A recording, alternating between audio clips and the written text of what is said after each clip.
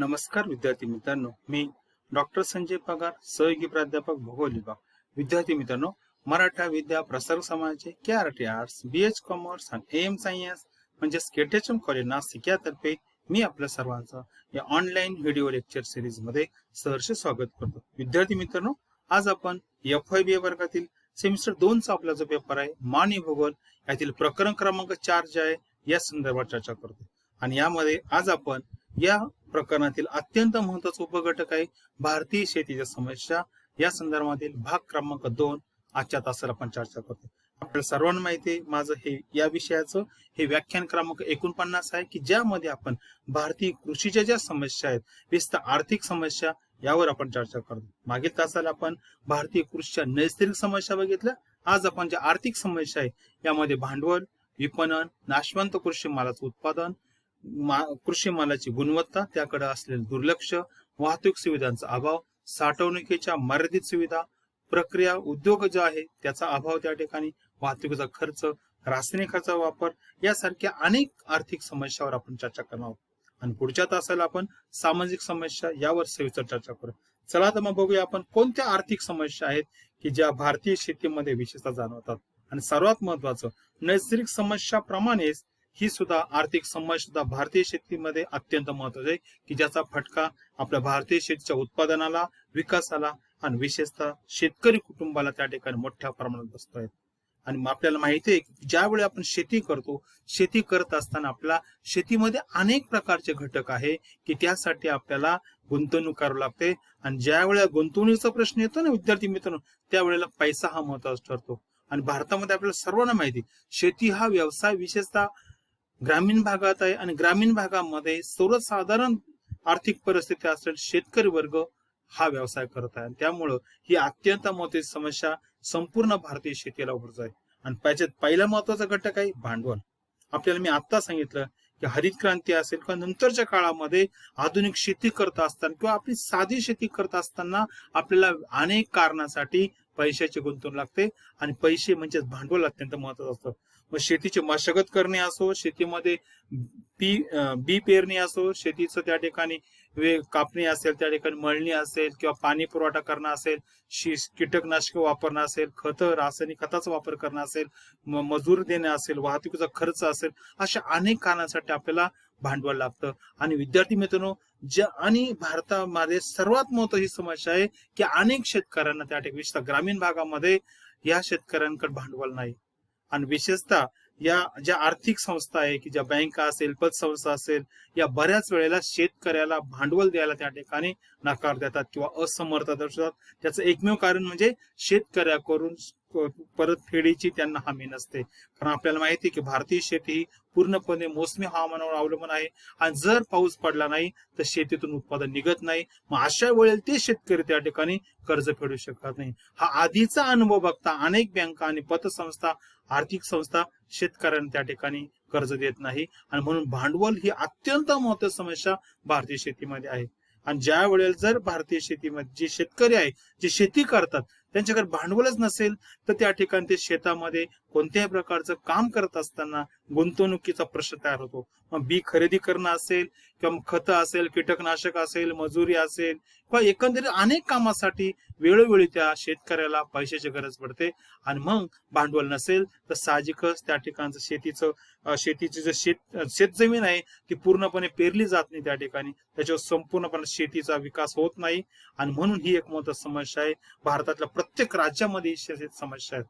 दुसरी एक समस्या भारतीय शेतीची आहे ते म्हणजे विपणन. विद्यार्थी मित्रांनो, आपल्याला सर्वांना माहिती आहे की उत्पादन जे शेतकरी घेतो ते त्यापासून तर बाजारपेठेमध्ये उपभोक्त्यापर्यंत जो कृषी माल आहे त्याचा जो प्रवास सुरू असतो, ती सेवा सुरू असते किंवा ज्याची त्याकडे एका घटकाकडून दुसऱ्या घटकाकडे जात असते आणि शेवटपर्यंत जेव्हा ग्राहकापर्यंत जात असते, या संपूर्ण व्यापारी क्रियांना आपण विपणन असं म्हणतो. आणि विद्यार्थी मित्रांनो, विपणन ही एक कला आहे, एक शास्त्र आहे, एक तंत्र आहे.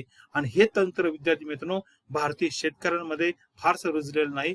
आणि मार्केटिंग करण्यामध्ये भारतीय शेतकरी त्या ठिकाणी बऱ्याच वेळेला मी ग्रामीण भागामध्ये किंवा बऱ्याच भारतातल्या काही भागामध्ये शेतीचं उत्पादन कधी कधी चांगलं होतं, पण त्या शेतकऱ्याकडे जे तंत्र आहे विपणन मार्केटिंगचं ते नसल्यामुळे साहजिकच मालाची गुणवत्ता असूनही तो वेळेत त्या शेतकरी तो ग्राहकापर्यंत पोहोचत नाही आणि परिणामी हा नाशवंत माल असल्यामुळे तो खराब होतो, त्याचा दर्जा कमी होतो, त्याचे एकंदरीत त्या ठिकाणी जे फ्रेशनेस आहे तो कमी झाल्यामुळे साहजिकच त्याला कमी उत्पादन मिळतं आणि साहजिकच त्याचा विपरीत परिणाम हा त्याच्या आर्थिक नफ्यावर होतो. ही एक अत्यंत महत्वाची समस्या आहे की जी भारतीय शेतकऱ्याला विशेष जाणवते. आता याच्यामध्ये जसं आपण परदेशामध्ये बघतो किंवा अनेक कृषी, इस्रायल असेल, जपान असेल, चीन असेल, अमेरिका असेल, कॅनडा असेल, यासारख्या देशात किंवा इतर युरोपियन देशामध्ये मार्केटिंग विपणन हे शेतीच्या कृषी मालाचं अत्यंत चांगलं केलं जातं, त्याचा आर्थिक फायदा त्यांना होतो. या उलट भारतामध्ये मात्र आपण याला कमी पडतोय. भारतीय शेतकरी या ठिकाणी कमी पडतो. अजूनही शेतकरी हा चांगल्या प्रकारचे गुणवत्तायुक्त शेतीमाल जो आहे तो काढल्यानंतर तो वेळेच ग्राहकांपर्यंत पोहोचू शकत नाही आणि म्हणून बऱ्याच वेळेला त्याला बाजारपेठेचं ज्ञान नसते की कोणत्या ठिकाणी हा बाजार माल पाठवा, कशा प्रकारे पाठवा, त्याचं त्या ठिकाणी पॅकिंग कशी करावी, त्याचं एकंदरीत प्रेझेंटेशन करावं, कसं करावं, यामध्ये भारतीय शेतकरी कमी पडते. मालाची प्रतवारी कशी करायची, त्याची गुणवत्ता काय, त्याचे निकष काय, या संदर्भामध्ये भारतीय शेतकऱ्याला अत्याधुनिक किंवा अद्ययावत नॉलेज नसल्यामुळं त्या ठिकाणी कमी पडतो आणि त्यामुळे त्याच्या शेतमालाला बाजारपेठेमध्ये कमी किंमत मिळते आणि ही अत्यंत महत्वाची समस्या आपल्या भारतीय शेतकऱ्याला आहे. विद्यार्थी मित्रांनो, आणि आणखी एक महत्वाची गोष्ट, बाजारपेठेमध्ये आपल्याला माहिती आहे की शेतमालाच्या किमती सतत कमी जास्त होतात, विशेषतः कमी होतात. शासकीय धोरण असेल किंवा कर रचना असेल, इतर अनेक कारण आहेत, त्याचा विपरीत परिणाम या मार्केटिंगवर होतो, शेतकऱ्याच्या त्या ठिकाणी विक्री प्रक्रियेवर होत असतो आणि ही एक समस्या अत्यंत महत्वाची समस्या आहे की त्याचा संबंध डायरेक्ट शेतकऱ्याच्या उत्पादनाशी येतो, शेतकऱ्याच्या बाजारभावाशी येतो आणि या ठिकाणी आंतरराष्ट्रीय स्तरावर जर आपण विचार केला तर विद्यार्थी मित्रांनो, भारतीय कृषी माल हा कमालीचा मागे राहतो. मग आंतरराष्ट्रीय बाजारपेठेमध्ये आपण ते निकष आपल्याला माहिती नसतात, आपल्याला अर्धवट नॉलेज आहे, परिपूर्ण नॉलेज नसल्यामुळं आपण जागतिक बाजारपेठेमध्ये असो किंवा स्थानिक बाजारपेठेमध्ये सुद्धा आपण स्थानिक शेतकरी कमी पडतो आणि म्हणून ही एक समस्या आपल्या भारतीय शेतीमध्ये आहे. आणखी तिसरी महत्वाची समस्या म्हणजे नाशवंत कृषी माल. आपल्याला सर्वांना माहिती आहे की भारत हा उष्ण कटिबंधामध्ये असलेला प्रदेश आहे. भारतामधले जे तापमान जे आहे किंवा हवामान जे आहे उष्ण आणि दमट आणि कोरड्या प्रकारचं आहे की ज्यामध्ये विद्यार्थी मित्रांनो कृषी माल लवकर त्या ठिकाणी नासतो त्या ठिकाणी, कारण नाशवंत कृषी माल आहे. मग फळे असेल, फुले असेल, दूध असेल, अंडी असेल, मांस असेल, लोणी असेल, काही असेल त्या ठिकाणी, या सर्व या गोष्टी या नाशवंत आहे. कारण त्या 12 तासाच्या नंतर जर तुम्ही त्या विकायला नेल्या तर त्याचा लगेच ताबडतोब प्रत त्या ठिकाणी ढासळते, त्याची गुणवत्ता कमी होते, लवकर तो खराब होतो, कारण नाशवंत आहे. आणि त्यामध्ये आणखी आपल्याकडे प्रॉब्लेम काय आहे की आपल्याला या मालाची वाहतूक करताना शीतयुक्त त्या ठिकाणी सुविधा नाही, वाहतुकीच्या साधनामध्ये शीत करण्याची सुविधा नाही की ज्यामुळे आपण तो बाजारपेठेमध्ये येताना आपण सुस्थितीत नेऊ शकतो. म्हणून याचा अभाव असल्यामुळे आपल्याला माहिती आहे की ज्या वेळेला तापमान जास्त असतं, कोरडं हवामान असतं, अशा वेळेला जे सूक्ष्मजीव जंतू आहे त्याचा प्रादुर्भाव त्या फळ पिकांमध्ये असेल किंवा त्या ठिकाणी भाजीपाल्यामध्ये किंवा हे जे नाशवंत पदार्थ आहे हे लवकर नासतात, त्या ठिकाणी सडतात, खराब होतात आणि त्याचा उपरित परिणाम त्या ठिकाणी आपल्याला शेतमाल विकताना येत असतो. म्हणून ही एक अत्यंत महत्त्वाची समस्या आहे. विद्यार्थी मित्रांनो, विशेषतः ग्रामीण भागामध्ये हा व्यवसाय चालतो आणि नेमका ग्रामीण भागामध्ये हा शेतीमाल जर एखाद्या वेळेला बाजारपेठेमध्ये आपल्याला किंमत नसेल तर अशा वेळेला आपण 4 दिवस 8 दिवस साठवून ठेवू शकत नाही आणि त्याच्यामुळे ही एक समस्या जोपर्यंत सुटत नाही तोपर्यंत मला वाटतं आपल्या शेतकऱ्याला त्या ठिकाणी आर्थिक नफा होणार नाही. पण ही अत्यंत महत्त्वाची समस्या अजूनही ग्रामीण भागामध्ये ज्या राज्यांमध्ये थोडी ठराविक राज्य सोडली, पंजाब असेल, हरियाणा असेल किंवा अजून महाराष्ट्रातील काही भाग सोडला तर इतर भारताच्या अनेक राज्यांमध्ये विद्यार्थी मित्रांनो कृषी माल त्या ठिकाणी साठवण्याच्या सुविधा अत्यंत तटपुंज आहे, अत्यंत अल्प आहे की ज्या पुरेशा नाही. त्याचा विपरीत परिणाम हा भारतीय शेतीच्या उत्पादनावर होत असतो, विकासावर होत असतो आणि विशेषतः याचा मोठा फटका शेतकरी कुटुंबाला बसतो, शेतकऱ्याला बसतो, त्याचं उत्पादन कमी होतं. म्हणून ही एक महत्वाची आहे.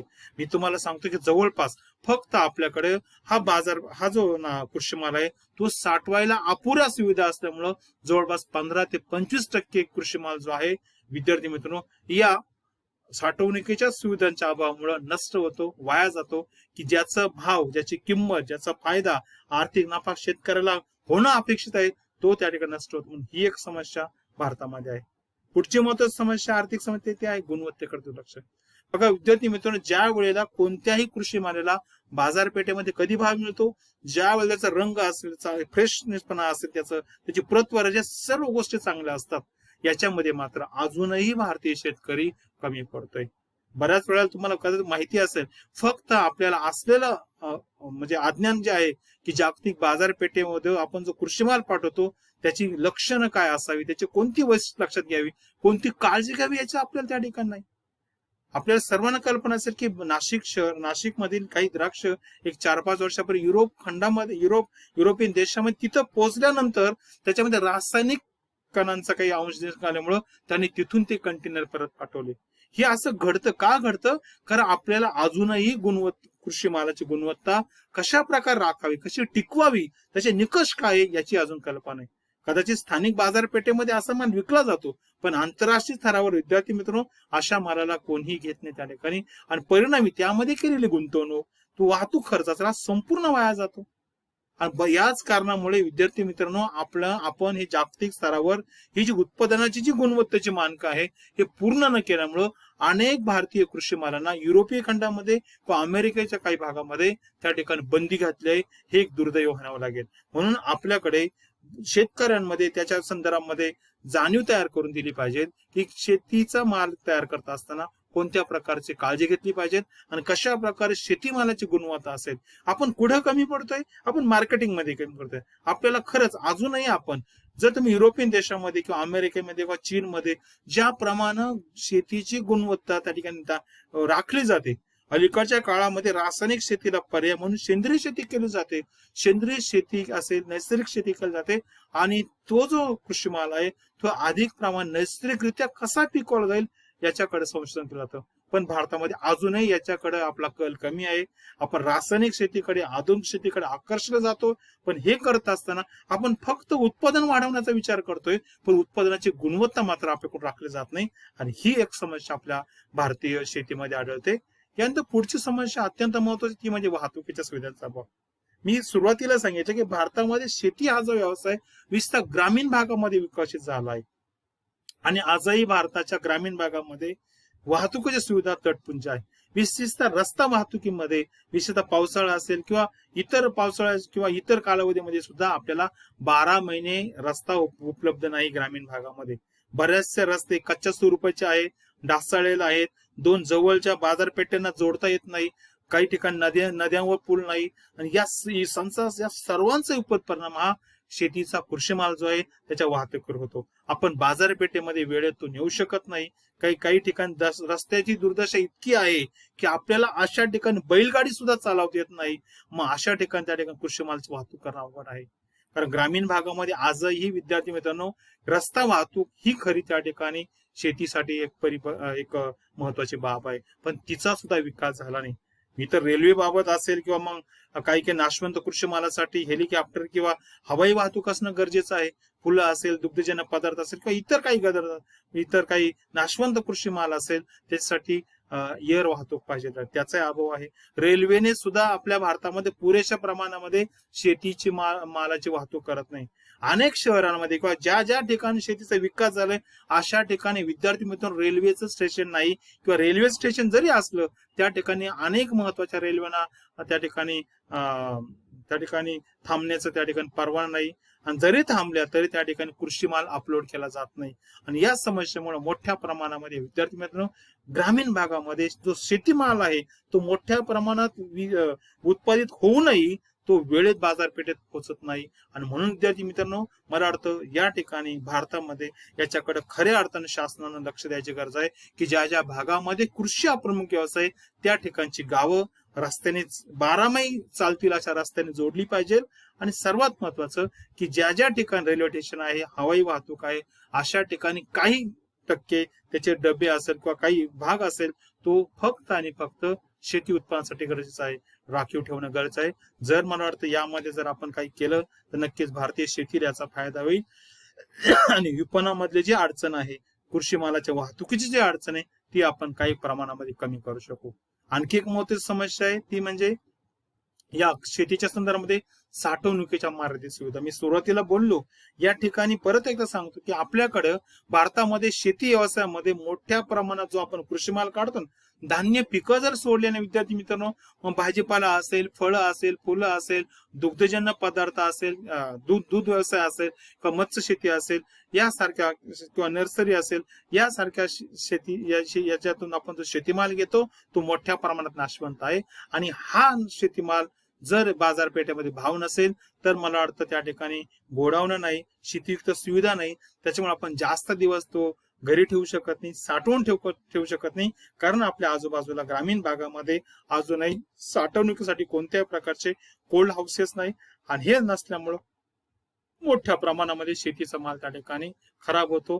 आपण तो बाजारपेठेत नेऊ शकत नाही, बाजारपेठेत विकू शकत नाही. म्हणून ही एक महत्वाची समस्या आहे की भारतीय शेतीमध्ये जो नाशवंत शेतीमाल आहे तो त्या ठिकाणी साठवण्यासाठी सुविधा कमी पडतात. याच्याच संदर्भात आणखी एक समस्या आहे प्रक्रिया उद्योगाचा अभाव. बघा विद्यार्थी मित्रांनो, ज्या वेळेला आपण शेतीतून फळं असेल, भाजीपाला असेल, दूध असेल, अंडी असेल, मांस असेल, यासारखे पदार्थ आपण शेत पिकाच्या संदर्भामध्ये काही शेत पिकं असेल किंवा शेतीपूरक जे व्यवसाय याच्यातून जे उत्पादन घेतो त्याच्यावर प्रक्रिया करणारे उद्योग जे आहे ते अत्यंत कमी आहे. आणि याच्यामुळे काय होतं, जो अतिरिक्त माल आहे जो बाजारपेठेत विकला जात नाही, असा जो अतिरिक्त नाशवंत कृषी माल आहे याच्यावर जर प्रक्रिया केली तर त्याचा आर्थिक फायदा शेतकऱ्याला होऊ शकतो. पण दुर्दैवानं आपल्याकडं जो माल त्या ठिकाणी शेतीचा विकला जात नाही, बाजारपेठेपर्यंत पोहोचत नाही किंवा बाजारपेठेतून परत येतो, अशा कृषी मालावर प्रक्रिया करण्यासाठी जे उद्योगधंदे आहे ते फक्त बोटावर मोजणे इतकं आहे. आणि याच्यामुळे ग्रामीण भागामध्ये भारताच्या मोठ्या प्रमाणामध्ये शेतीमाल उपलब्ध असूनही त्याच्यावर प्रक्रिया करण्याची सुविधा नसल्यामुळं, तसा व्यवसाय नसल्यामुळं तो कृषी माल त्या ठिकाणी नाशवंत होतो, नासून जातो, खराब होतो. त्याचं कोणत्याही प्रकारचं आर्थिक मूल्य शेतकऱ्यांना मिळत नाही. बघा विद्यार्थी मित्रांनो, भारतामध्ये गुजरात असेल, पंजाब असेल, हरियाणा असेल, महाराष्ट्र असेल, यासारख्या राज्यांमध्ये दूध व्यवसाय हा अत्यंत महत्वाचा आहे. पण या ठिकाणी काही प्रमाणामध्ये दुधावर प्रक्रिया केली जाते. पण इतर जे राज्य आहे, इतर राज्यामध्ये मोठ्या प्रमाणामध्ये हा दूध असेल किंवा इतर जे फळ पिकं आहे ते मोठ्या प्रमाणामध्ये नासले जातात. आणि म्हणून विद्यार्थी मित्रांनो, आपल्या ग्रामीण भागामध्ये हे ज्या प्रक्रिया उद्योग आहे याच्यामध्ये लक्षणीय वाढ होणं गरजेचं आहे की ज्यामुळे आपण प्रत्येक कृषी मालाच्या प्रत्येक मालावर आपण प्रक्रिया करू शकतो. इतरही काही आर्थिक समस्या आहे, त्यामध्ये वाहतुकीचा खर्च. विद्यार्थी मित्रांनो, शेती करत असताना, शेतमाल बाजारपेठेत नेत असताना, ग्राहकापर्यंत नेत असताना वाहतुकीची सुविधा अत्यंत महत्वाची आहे. पण विद्यार्थी मित्रांनो, बऱ्याच वेळेला मी तुम्हाला सांगेल की बाजारपेठेमध्ये इतका कमी भाव मिळतो की तो वाहतुकीचा येण्या जाण्याचा खर्च सुद्धा शेतकऱ्याला निघत नाही. नाशिक जिल्ह्यामध्ये कदाचित तुम्हाला कल्पना असेल की बऱ्याच वेळेला मेथी असेल त्या ठिकाणी किंवा मग कांदे असेल, टमाटे असेल, ही जी पिकं आहेत यांना नेहमीप्रमाणे जर आपल्याला भाव मिळाला नाही तर अशा वेळेला बाजारपेठेपर्यंत येण्याचा आणि बाजारपेठेपर्यंत परत येण्याचा जो खर्च आहे तो सुद्धा निघत नाही. त्या ठिकाणी वाहतुकीचा खर्च, डिझेल आणि पेट्रोल याच्या वाढत्या भावामुळे वाहतुकीचा खर्च वाढला आहे. आणि वाढणारा वाहतुकीचा खर्च सर्वसाधारण शेतकऱ्याला ग्रामीण भागातून बाजारपेठेपर्यंत न्यायला त्या ठिकाणी जी वाहतुकीची साधनं लागतात त्याचा त्या ठिकाणी परवडत नाही. आर्थिक त्या ठिकाणी त्यांना तोटा सहन करावा लागतो. म्हणून विद्यार्थी मित्रांनो, या ठिकाणी ही एक आर्थिक समस्या आहे आजही मला वाटतं. आणि शासकीय असेल किंवा सरकारतर्फे अशा प्रकारची वाहतूक साधनं उपलब्ध करून दिल्या जात नाही. आणि बऱ्याच शेतकऱ्यांची वैयक्तिक आर्थिक परिस्थिती अशी आहे की त्यांना स्वतःचं वाहन घेणं शक्य नाही आणि परिणामी त्यांना दुसऱ्या वाहनावर अवलंबून राहावं लागतं, शासनाच्या वाहनावर अवलंबून राहावं लागतं. जर अशा वेळेला वेळेवर ही वाहनं मिळाली नाही तर मला वाटतं ही शेतकरी जे आहे स्वतःचा माल बाजारपेठेपर्यंत नेऊ शकत नाही, तो घरीच नासून जातो. स्थानिक बाजारपेठेमध्ये त्याला भाव मिळत नाही किंवा तशा प्रकारचे ग्राहक मिळत नाही. परिणामी मोठा आर्थिक तोटा त्या शेतकऱ्याला सहन करावा लागतो. म्हणून भारतामध्ये आर्थिक समस्येमध्ये ही एक मोठी समस्या आहे की वाहतुकीचा खर्च शेतकऱ्याला परवडत नाही. परिणामी मोठी इच्छा असूनही असा माल जो आहे तो कृषी माल योग्य बाजारपेठेमध्ये नेता येत नाही. अलीकडच्या काळामध्ये रासायनिक खताचा वापर सुद्धा महत्वाचा मानला जातो. कारण आपण वर्षानुवर्ष भारतासारख्या अतिरिक्त लोकसंख्या असलेल्या प्रदेशामध्ये शेती पडीत ठेवणं त्या ठिकाणी अनेक शेतकऱ्यांना शक्य होत नाही. दरवर्षी त्या ठिकाणी पीक घेतात. परिणामी शेतामधली जी माती आहे, मृदा आहे, त्याची सुपीकता कमी होते. आणि ही सुपीकता भरून काढण्यासाठी अनेक प्रकारची खतं वापरू लागतात आणि ह्या खताच्या किमती जर बघितल्या ना विद्यार्थी मित्रांनो, तर त्या सर्वसामान्य शेतकऱ्याला परवडत नाही. आणि सर्वात महत्वाचं, ज्या वेळेला खतं लागतात अशाच वेळेला खतांचा तुटवडा तयार होतो आणि त्याच्यामध्ये अनेक घटक आहे, पण शेतकऱ्यांना वेळेवर खतं मिळत नाही, त्याची किंमत जास्त असते. ही एक समस्या भारतीय शेतकऱ्यांना विशेषतः ग्रामीण भागामध्ये मोठ्या प्रमाणात दिसते, की ज्याचा विपरीत परिणाम विद्यार्थी मित्रांनो त्या ठिकाणचे जे शेतकरी आहे त्यांचे एकंदरीत त्या ठिकाणी शेतीच्या उत्पादनावर होत असतो आणि याच्यामुळे शेतीचं उत्पादन कमालीचं घडतं आणि त्याचा आर्थिक तोटा त्या शेतकऱ्याला सहन करावा लागतो. विद्यार्थी मित्रांनो, ह्या होत्या आर्थिक समस्या. या आर्थिक समस्याबद्दल जर तुम्हाला अधिक माहिती लागत असेल तर ही संपूर्ण संदर्भ पुस्तक आहेत, ती नक्की वाचा. तुमच्या नोट्स त्या ठिकाणी अपडेट करायला त्याची मदत होईल. विद्यार्थी मित्रांनो, या ठिकाणी आपण थांबूया. पुढच्या तासाला आपण भारतीय शेतीच्या ज्या सामाजिक समस्या यावर चर्चा करूया. तोपर्यंत मी थांबतो. धन्यवाद.